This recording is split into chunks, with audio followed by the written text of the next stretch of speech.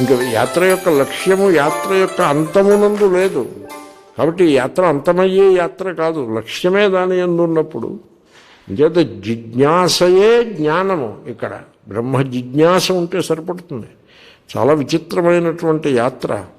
కాబట్టి ఆ సత్యాన్ని మీరు గుర్తించి ప్రతి క్షణము, ప్రతి గంట, ప్రతిరోజు సత్యాన్వేషణకు మనం జీవితాన్ని ఖర్చు పెట్టాలి, సత్యాన్వేషణ వైపు మనం నడవాలి అనేది మనస్సులో పెట్టుకుని బ్రతకాలి.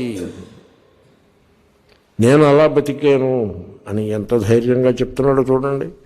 తర్వాత ఈ సత్యము నీ యందు ఉంటుంది, నా యందు ఉంటుంది, అందరి యందు కూడా ఉంటుంది.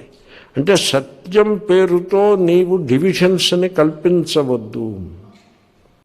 త్రైవర్ణికుల యందు ఉంటుంది సత్యము.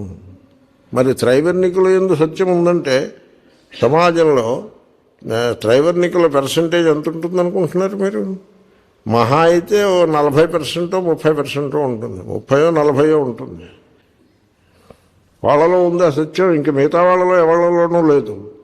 పురుషులలో తప్ప స్త్రీలలో సత్యము ఉండదు. ఇంక మీ సత్యం ఎక్కడుందండి?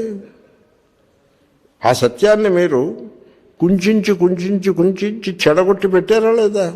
దానికి ఆ సత్యాన్ని ఎలా తయారు చేశారంటే దిక్కు దివాణం లేని సత్యంగా తయారు చేసి పెట్టారు.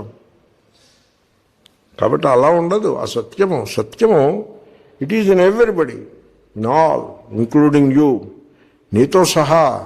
ఆ సత్యము సర్వమునందు గలదు, సర్వుల యందు గలదు. ఇది మనం తెలుసుకోవాలి. అది ఒకానొక స్ట్రక్చర్, ఒక బిల్డింగ్ కట్టి దీంట్లో దేవుడు ఉన్నాడు అలాగంటే స్ట్రక్చర్స్, వివిధ మతాలకి వివిధ స్ట్రక్చర్స్ వచ్చాయి. వాటిల్లో ఉన్నాడని మీరు ఎందుకు అనుకుంటున్నారు?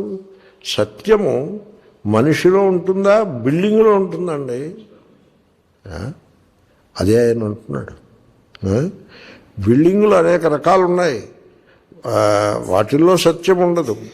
తర్వాత సత్యము మనిషి యొక్క హృదయంలో చైతన్య రూపంగా, ఆత్మరూపంగా ఉంటుందా, లేకపోతే మనిషి చేసే పనుల యందు ఉంటుందా?